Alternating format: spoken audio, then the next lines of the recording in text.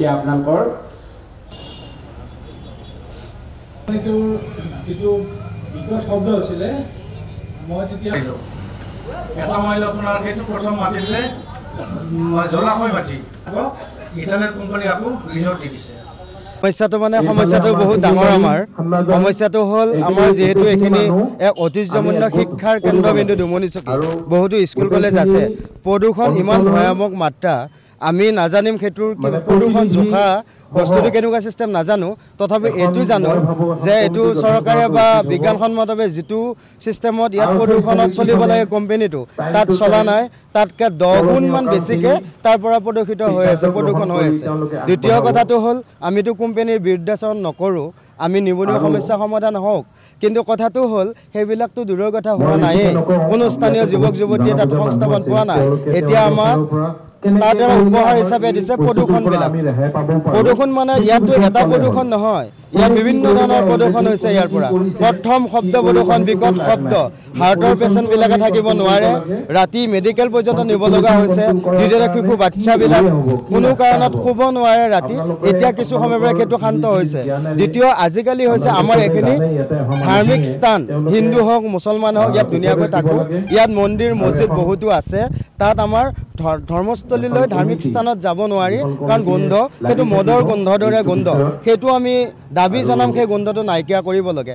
তাৰপিছত কলা ধোৱাৰ লগত কেমিকেল মিহলি হৈ আহে, ৰাতিপুৱা টাইলছবিলাকত দেখা যায় বা বগা যদি কিবা থাকে গাড়ী হওক কিবা তাত দেখা যায়। এই ছাইবিলাক যদি আমাৰ নাকৰ ভিতৰতো সোমাই আছে আমিতো গম নাপাওঁ। এতিয়া নতুন এটা বেমাৰ আহিছে, আমাৰ কাহ যদি হয় ভাল নহয়, কাহবিলাক হ'লে আমাৰ ঔষধ খালেও ভাল নহয়, এণ্টিবায়'টিক খালেও ভাল নহয়। আমি কোৱা নাই তাৰ পৰা হৈছে, কিন্তু আমাৰ সন্দেহ হৈছে যে তাৰ পৰা এইবিলাক হৈছে বুলি। পৰৱৰ্তী সময়ত আমি এইটো চৰকাৰৰ ওচৰত দাবী কৰিছোঁ যে এতিয়াতো বৰ্তমান প্ৰতিবাদ কৰাৰ অৱস্থা নাই, আমি কোনো ধৰণৰ প্ৰতিবাদকাৰী নহয়, আমি দল সংগঠনৰ লগত জড়িত নহয়, আমি প্ৰত্যেকজন ব্যক্তিয়ে ইয়াত নিজৰ নিজৰ কামত ব্যস্ত থকা মানুহ।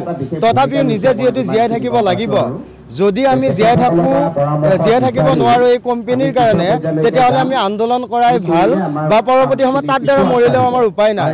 যদি তিলকৈ মৰাতকৈ আমি যদি আন্দোলন কৰি মৰিব লগা হয় তাতো কোনো আমাৰ দিগদাৰ নাই।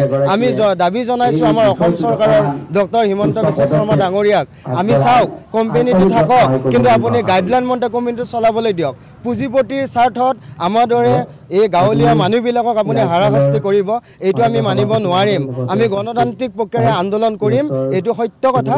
আপুনি চাওক, অনুৰোধ জনাইছোঁ, আপুনি কৰ্মদক্ষতা ব্যক্তি, আপুনি এই বিষয়ত চাব। আচলতে ইথানল কোম্পানী এটা আমাৰ ইয়াতে আহিছে, আমাক গৌৰৱ আছিল, আমি গৌৰৱ অনুভৱ কৰিছিলোঁ, কিন্তু এই ইথানল কোম্পানীটোৰ পৰা এনেকুৱা সমস্যা এটা আহিল। আমাজটো অহাৰ লগে লগে আমি ভয় খাই গ'লোঁ, আমি ভাবিলোঁ কি হৈছে এতিয়া। আমাজ যিটো আহিল আমি কোনো গম পোৱা নাছিলোঁ আমাজটোৰ বিষয়ে। তাৰপিছত এইটো সেইটো সোধান্ত ক'লে গোটেই ইথানল কোম্পানীৰ পৰা এটা আমাজ আহিছে। তাৰপিছত তাৰ ছাইডৰ পৰা সম্পূৰ্ণভাৱে কিবিলাক আহিছে, চৰাই চিৰিকটি উৰি আহিছে, উৰি আহি আমাৰ ঘৰৰ ওপৰৰ পৰা গুচি গৈছে। তাৰ শেহতীয়া পৰিৱেশৰ পিছত লগে আমি এটা কথা কওঁ, তাৰপিছত শব্দৰ পিছতে আহিছে আমাৰ এটা বাছ, এনেকুৱা এটা গোন্ধ, একদম অসম্ভৱ গোন্ধ। গোন্ধৰ আগে আগে আহিছে আপোনাৰ আমাৰ লগত আহিছে সৰু সৰু বিন্দু, ক'লা ক'লা বিন্দু ছাই। এই ছাই আমাৰ বিভিন্ন জেগাত পৰিছে, বিভিন্ন জেগাত পৰি আমাৰ সমস্যাত পৰিছে, আমাৰ খেতি পথাৰত পৰিছে, আমাৰ বিভিন্ন ধৰণৰ মন্দিৰ মছজিদৰ প্ৰাংগণত ঢেৰ পৰিছে। তাৰপিছত আমি ভাবিলোঁ এই কথা নহয়, আমাৰ সৰু সৰু ল'ৰা ছোৱালীৰ ভৱিষ্যত প্ৰজন্মৰ কাৰণে সমস্যা হৈ যাব। গতিকে আমি সচেতন মহলে আলোচনা কৰি আমি ডুমনিচকীবাসী ৰাইজে আলোচনা এখন ৰাজহুৱা সভা অনুষ্ঠিত কৰিছোঁ। এই সমস্যাটো সমাধানৰ পথ বিচাৰি আমি ৰাজহুৱা সভা অনুষ্ঠিত কৰিছোঁ, যাতে এই ৰাজহুৱা সভাৰ দ্বাৰাই আমি DC SP বা চৰকাৰক ইয়াৰ পৰা আমি জনাব বিচাৰিছোঁ আপোনালোকৰ জৰিয়তে যাতে এই সমস্যাটো আমাক সমাধান কৰি দিয়ে। আমি অতি সোনকালে এই সমস্যাটো আমি পৰিত্ৰাণ বিচাৰিছোঁ। আপোনালোকৰ চেনেলৰ প্ৰত্যেকটো চেনেলৰ জৰিয়তে আমি আপোনালোকৰ জৰিয়তে বিচাৰিছোঁ যে এই সমস্যাটো যাতে আমাক চৰকাৰে সমাধান কৰি দিয়ে। আমি উদ্যোগটোৰ কোনো ধৰণৰ বিৰোধিতা কৰিব বিচৰা নাই।